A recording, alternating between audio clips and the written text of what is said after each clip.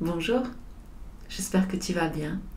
Alors bienvenue sur ma chaîne et dans une petite vidéo face caméra.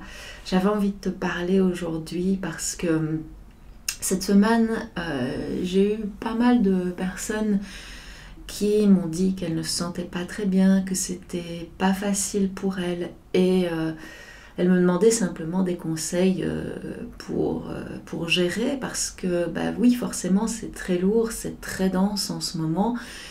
Et on a tous et toutes, à des degrés divers, de plus en plus de mal à gérer un petit peu ce qui se passe.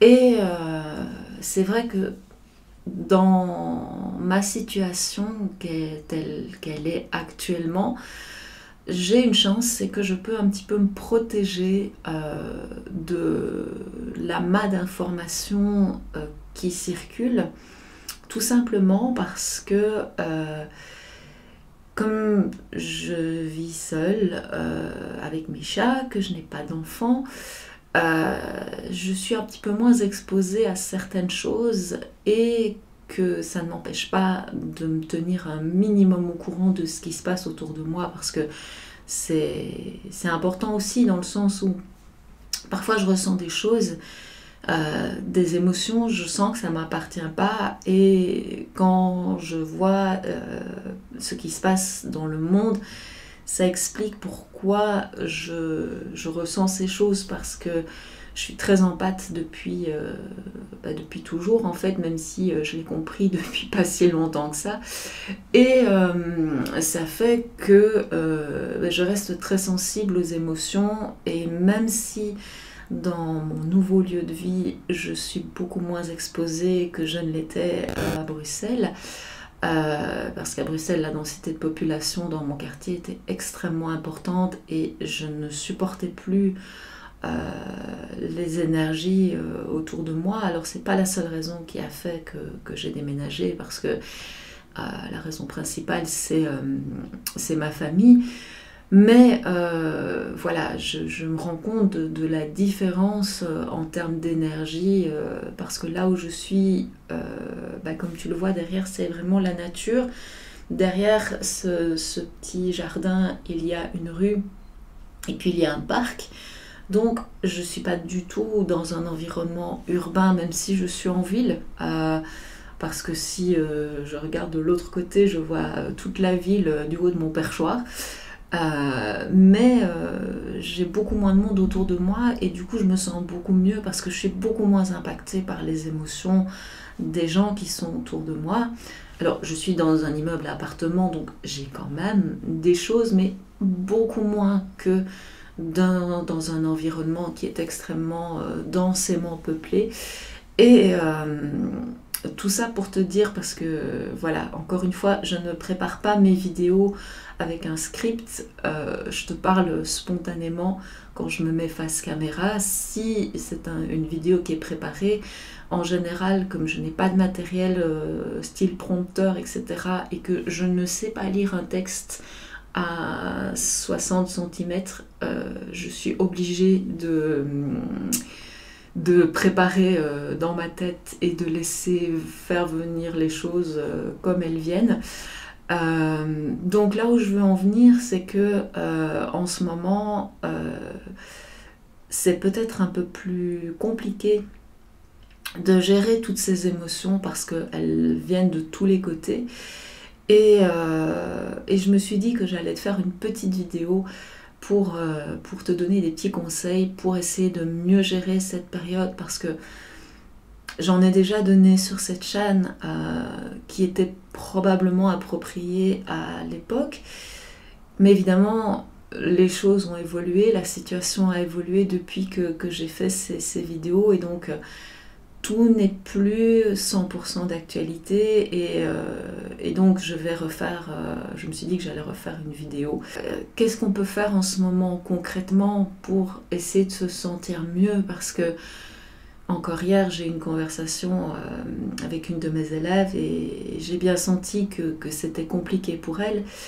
Et je lui disais que, effectivement, la chance que j'avais, comme j'avais commencé à te le dire il y a quelques minutes, c'est que le fait déjà de ne pas avoir d'enfant, et d'être moins exposée à pas mal de choses me permettait de ne pas être dans le stress, tout simplement parce que je ne regarde pratiquement jamais les infos, sauf comme j'avais commencé à te le dire, quand je sens que quelque chose ne va pas, mais que je sens que ça ne m'appartient pas, parce qu'avec le temps j'ai appris à me rendre compte de ce qui m'appartenait et de ce qui ne m'appartenait pas.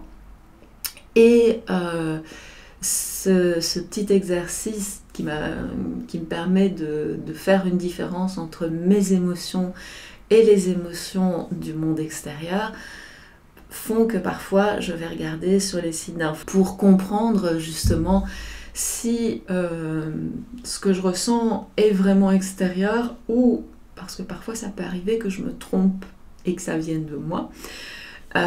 Mais le fait de ne pas regarder les médias en profondeur, ça m'aide vraiment beaucoup à gérer justement les émotions, le stress de manière générale.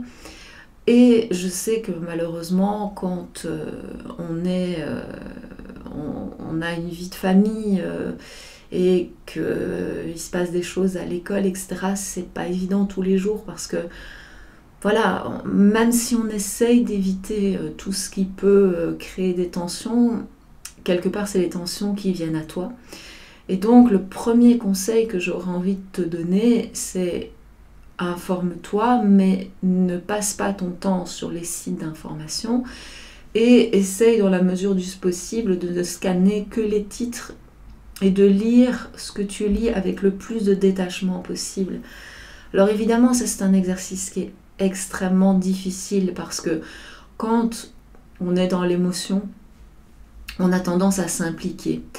Et le problème, c'est que ça ne fait qu'amplifier le phénomène d'émotions trop fortes, trop puissantes, et du coup tu pars dans un cercle vicieux. Donc si tu regardes les infos, essaye de le faire à un moment où tu sens que tu es déjà un tout petit peu plus apte à faire face, parce que quand tu es sous le coup de la colère ou de la tristesse, ou que tu es dans le stress parce que voilà, pour quelque raison que ce soit, finalement tu reçois encore plus profondément les messages qui peuvent être anxiogènes, parce que clairement, là on parle de messages anxiogènes. Si c'était positif, tu les recevrais 10 fois plus positivement, on est bien d'accord. Mais là, en l'occurrence, ça devient vraiment difficile de gérer cette anxiété. Et donc, le premier conseil vraiment que j'aurais à te donner, c'est: ne regarde des informations que quand c'est vraiment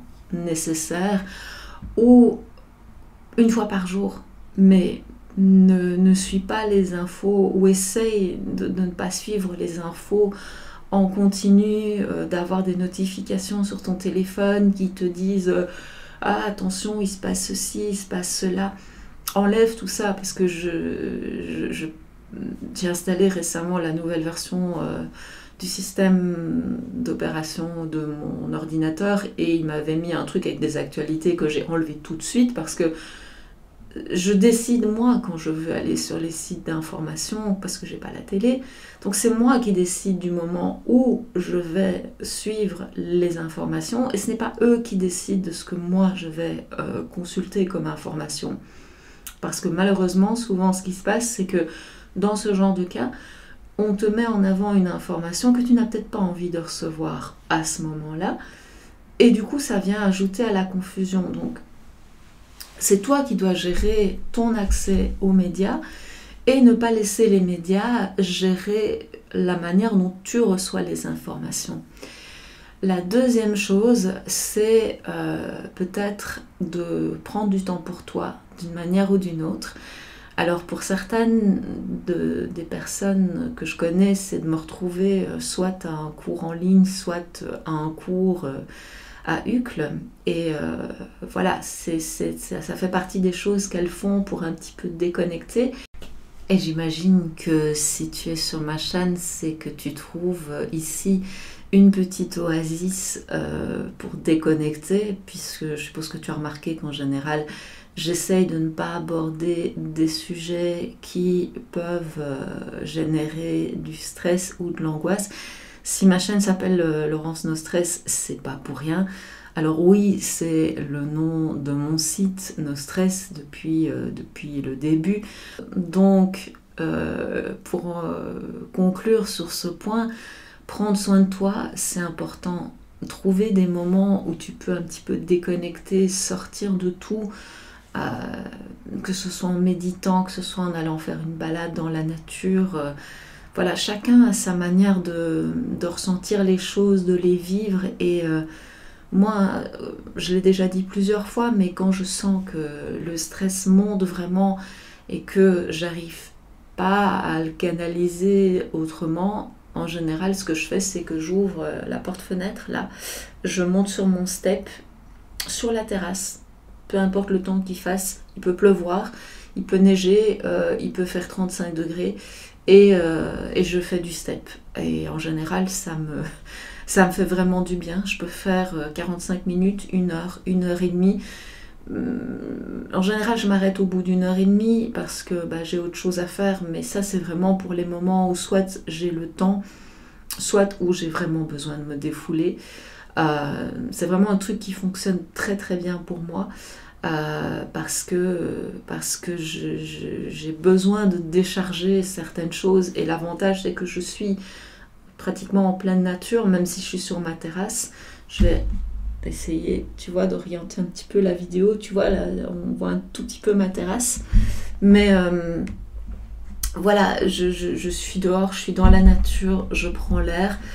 Alors c'est vrai qu'il y a des matins où quand je monte sur mon step en t-shirt et qu'il fait 3 degrés, les premières minutes sont quand même assez difficiles parce que voilà, c'est pas évident, mais les jours où j'ai le temps et où je ne dois pas donner de cours le matin, j'aime bien commencer ma journée par une séance de step parce qu'en général ça me met de bonne humeur, ça me détend, ça me fait du bien. Et comme je suis absolument pas une personne matinale, forcément, voilà, le fait d'avoir une activité physique le matin, surtout si je n'ai rien de prévu de la journée en termes de cours, ça me fait vraiment du bien parce que ça me permet de me défouler, et c'est vraiment devenu un réflexe, je ne vais pas dire de survie, mais presque, parce que voilà, je ressens le besoin pratiquement quotidiennement de monter sur ce step, et les jours où je ne peux pas le faire parce que j'ai pas le temps tout simplement, je le sens. Je le sens un petit peu et je dors un peu moins bien et je suis un petit peu plus irritable. Donc voilà, ça c'est quelque chose qui fonctionne pour moi, outre le yoga, parce que le yoga évidemment ça fonctionne à tous les coups, mais le step c'est vraiment pour vraiment lâcher un maximum. Et puis l'avantage, c'est que d'être dehors par 3 degrés en t-shirt, ça entretient un petit peu le système immunitaire, ce qui expliquerait peut-être pourquoi, à part des rhumes, je suis jamais malade. Mais voilà, c'était juste une petite parenthèse. Donc, première chose, gérer ton accès aux médias. N'y aller que quand tu sens que tu peux pas faire autrement, et surtout quand ton état d'esprit est apte à gérer les informations potentiellement anxiogènes que tu peux recevoir, de prendre du temps pour toi, te défouler pour te vider la tête de quelque manière que ce soit. Et 3, c'est aussi d'exprimer les choses qui te frustrent, qui te mettent dans un état difficilement gérable. Tu peux le faire par écrit, parce que parfois en parler, c'est pas toujours une bonne chose, dans le sens où si la personne en face de toi ne va pas tout à fait dans ton sens, évidemment, ça risque de venir encore ajouter à ta frustration, à ton stress et à ton anxiété. Et puis, c'est vrai que, voilà, moi, je prends toujours le temps d'écouter les gens quand ils en ont besoin. Mais trouver une oreille compatissante de nos jours, c'est pas toujours simple. Et c'est vrai que parfois, même si on voudrait parler, on ne peut pas. Et dans ces cas-là, moi ce que j'ai souvent fait quand j'étais plus jeune, c'est que j'écrivais. Alors j'ai commencé vers 8-9 ans avec des journaux intimes parce que je lisais beaucoup de romans qui se passaient... désolée, j'ai fait un petit mouvement, j'ai fait bouger ma table.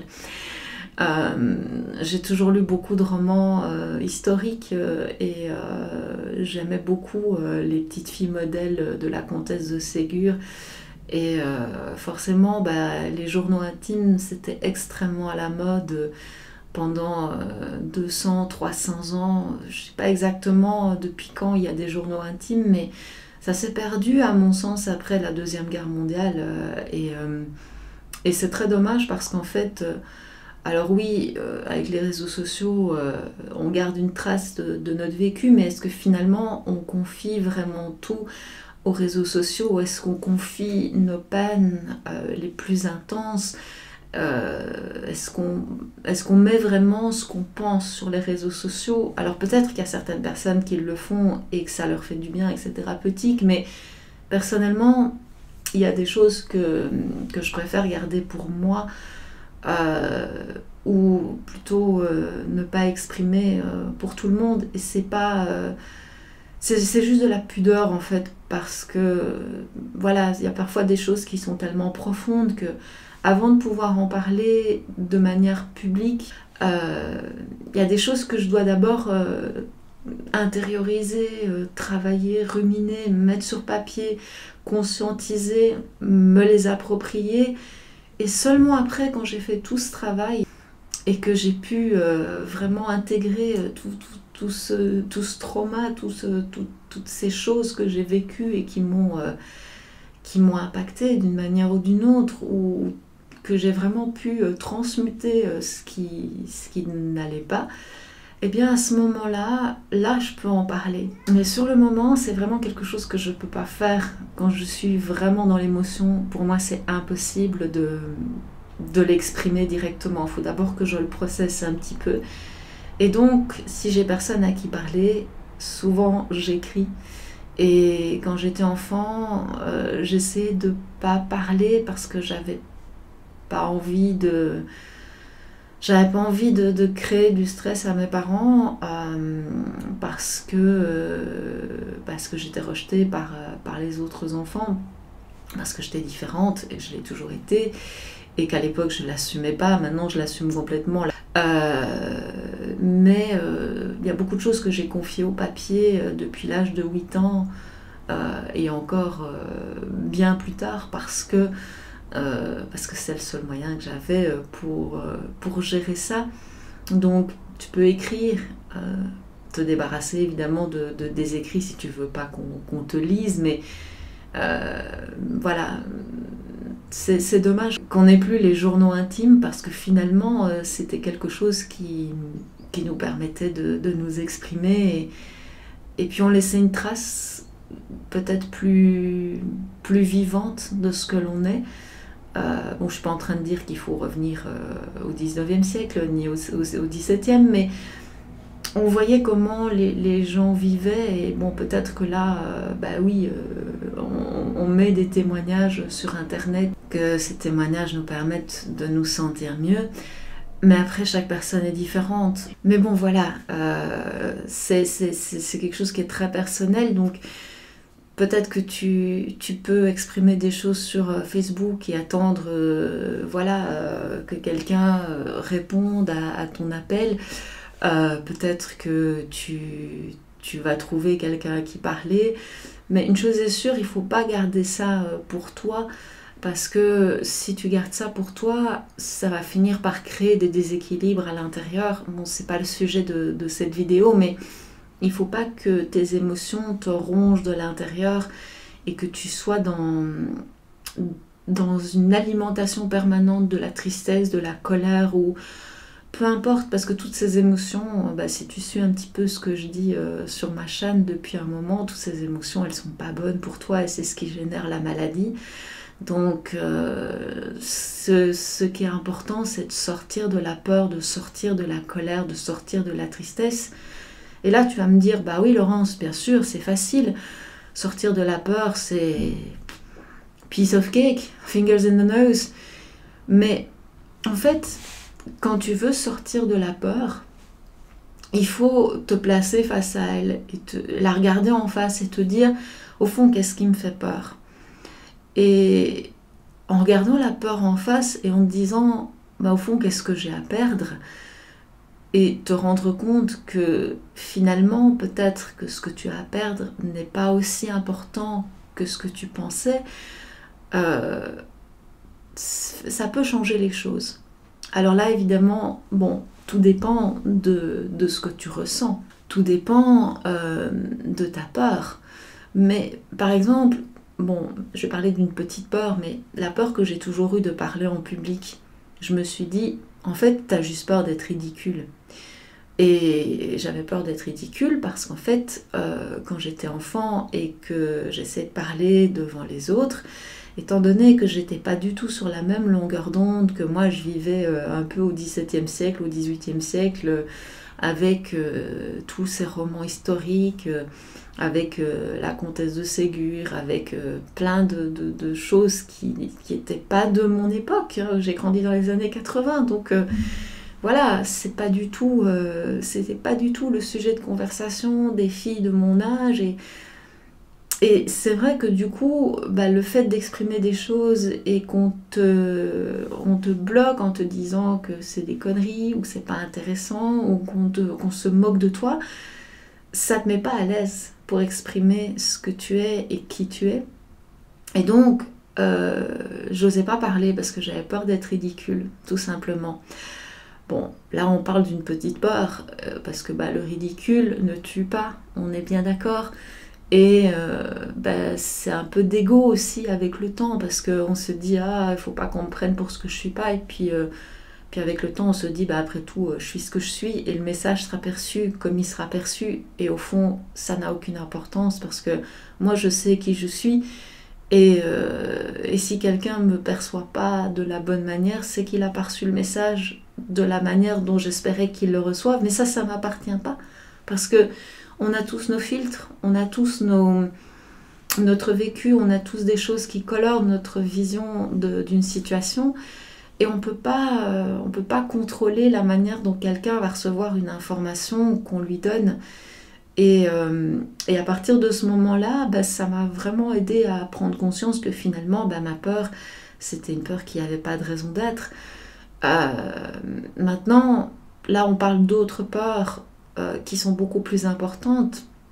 Mais ce qu'il faut essayer de comprendre, c'est la racine derrière la peur.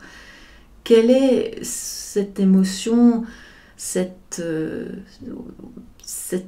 énergie derrière la peur? Parce que derrière toute peur, il y a une émotion, il y a quelque chose qui se manifeste et qui te dit ça touche quelque chose en toi. Et donc, une fois que tu as identifié ce qui génère ta peur, tu peux travailler dessus, comme moi je l'ai fait. Alors la peur de parler en public, c'est un truc qui peut se résoudre très très vite. Après, il y a d'autres peurs qui ont besoin d'un accompagnement un tout petit peu différent. C'est vrai que, moi personnellement, j'ai eu beaucoup de choses à surmonter dans ma vie qui ont fait que je me suis beaucoup formée et que j'ai appris énormément de choses parce que même si je suis pas une enfant maltraitée, que j'ai pas eu des problèmes avec mes parents, j'ai pas dû subir de divorce, etc. Le fait d'être différente, même si c'est pas dans ma sexualité ni dans ma manière de, je sais pas, c'est une différence qui a un autre niveau parce que j'ai des valeurs qui sont pas toujours les mêmes que celles qui sont prônées par la société. J'ai une vie qui est différente aussi, un mode de vie qui est différent. J'ai une vision des choses qui est différente. Mais ça m'empêche pas d'être la personne que je suis et finalement le fait d'être hypersensible aux émotions des gens, le fait d'être empathe le fait d'être ce que je suis, ce que j'ai toujours cru qui était un handicap. Au fond, c'est un cadeau. Et à partir du moment où tu arrives à comprendre que ce que tu es, c'est un cadeau parce que tu as quelque chose à faire avec ces qualités qui te paraissent des défauts, eh bien tu t'acceptes. Mais il m'a fallu plus de 20 ans de travail pour comprendre ce qui n'allait pas. Et le travail n'est pas fini parce que voilà, je me rends compte que je porte aussi des choses qui viennent de la famille, ce qu'on appelle le transgénérationnel. Et là, je suis en train de travailler là-dessus pour le moment. Mais j'espère vraiment que voilà, tous ces petits conseils que je te donne qui viennent de mon vécu, de toutes les formations que j'ai faites, de tout ce travail que j'ai fait sur moi, peuvent t'aider à comprendre pourquoi je me sens légitime de te parler de ça. Et c'est vrai qu'il y a des choses qui demandent un accompagnement. Moi, j'ai fait de l'hypnose, j'ai fait plein de choses. Bon, l'hypnose en tant que sujet, bien entendu, parce que bon, je ne suis pas formée en hypnose, mais j'ai essayé tellement de choses pour aller mieux, parce que j'ai été tellement mal dans ma peau pendant des années. J'arrivais pas à m'accepter physiquement, j'arrivais pas à accepter le fait d'être différente à tous les niveaux. C'est ça qui a été difficile pour moi, c'est pas le fait d'avoir eu des expériences traumatisantes comme certaines personnes peuvent avoir, de parents qui sont violents, alcooliques, qui divorcent, bon, d'avoir des choses encore plus lourdes, à un niveau beaucoup plus intime. Je vais pas les dire ici sur YouTube parce que sinon ma vidéo risque de pas passer, mais le fait d'être rejeté par presque tout le monde, sauf par ta famille, c'est pas quelque chose qui est facile à vivre. Et quand c'est engrainé depuis longtemps, il faut beaucoup de temps et beaucoup de travail. Et c'est vrai que moi, c'est l'hypnose qui a débloqué beaucoup de choses parce que ça m'a permis de comprendre qu'en fait, tout ça, ça m'appartenait pas et que c'était des jugements sur moi. Et qu'au fond, voilà, ces jugements ne devaient pas m'empêcher d'avancer. Donc, je suis pas en train de te dire qu'il faut que tu consultes, c'est pas ça. Je suis simplement en train de te dire que parfois, quand on est dans une situation où on ne sait pas quoi faire, on peut bien entendu consulter et chercher de l'aide à l'extérieur, mais parfois aussi la réponse elle est là, à l'intérieur. Il faut juste, entre guillemets, pouvoir la trouver. Et parfois on peut le faire seul, en osant se regarder à l'intérieur, comme moi je l'ai fait au début, pour essayer de trouver les premières réponses. Et parfois on a besoin de quelqu'un. Et il n'y a pas de honte à ça, c'est normal, parce qu'on ne peut pas tout savoir, ou en tout cas, comment dire, on sait à l'intérieur, mais on a besoin de quelqu'un pour nous aider à trouver les réponses. Je pense que c'est plutôt comme ça qu'il faut le formuler. Donc voilà, ça c'était un petit peu ce que j'avais envie de te dire aujourd'hui. C'est encore une fois très spontané, ça vient du cœur, c'est pas préparé, c'est pas écrit, c'est pas scripté. Je pense que tu t'en rends compte que je parle assez spontanément et que parfois je diverge, je digresse parce que ça vient du cœur, comme je viens de te le dire. Donc voilà, écoute, si tu as besoin de parler, si c'est des petites choses, voilà, on peut peut-être échanger. Passe par mes réseaux pour me contacter ou par mon site si c'est un petit peu plus personnel et que tu n'as pas envie. Et tu verras, voilà. Et puis si tu as quelqu'un à qui parler, c'est encore mieux parce que voilà, parfois on a besoin d'être en confiance et on a besoin d'avoir une oreille connue pour s'exprimer. Et puis au contraire, si tu fais partie de ces gens qui ont besoin d'une oreille neutre et qui ont besoin de parler à quelqu'un de complètement extérieur, peut-être que je peux faire quelque chose pour toi, peut-être pas. C'est pas l'important. L'important, c'est que toi, tu trouves ce qui va t'aider à te faire du bien. Et comme je te le disais, parfois, il suffit de fermer les yeux, de prendre un peu de temps, de se poser la question, de respirer et la réponse va apparaître. Et puis parfois, on a besoin d'un petit coup de pouce supplémentaire et quelle que soit la manière, elle est bonne. C'est ça qui est important à retenir. Mais il faut juste se laisser guider et accepter aussi qu'on n'est pas bien et qu'on a peut-être besoin d'aller mieux. Et peut-être aussi que si tu as cherché et que tu n'as pas trouvé, d'accepter que tu as besoin de quelqu'un. Voilà. Il y a plein de personnes qui font du super travail pour t'aider, que ce soit des psys, des hypnotiseurs, des gens qui font de l'accompagnement en coaching, des praticiens énergétiques. Il y a tellement de gens qui peuvent t'aider à prendre soin de toi. Et même des masseurs, bêtement, tout simplement un massage. Si tu savais ce que j'ai pu lâcher sur des tables de massage. Donc voilà, parfois ça passe par l'art-thérapie aussi. Donc si tu as besoin de conseils pour trouver quelqu'un, je connais pas mal de monde, ça fait plus de 10 ans que je suis dans le milieu du bien-être. Et comme je te disais, j'ai testé beaucoup de choses, donc j'ai certainement des noms à te recommander. Voilà. Bref, je pense que je vais arrêter cette vidéo ici, te souhaiter une belle journée et prends soin de toi. À très bientôt.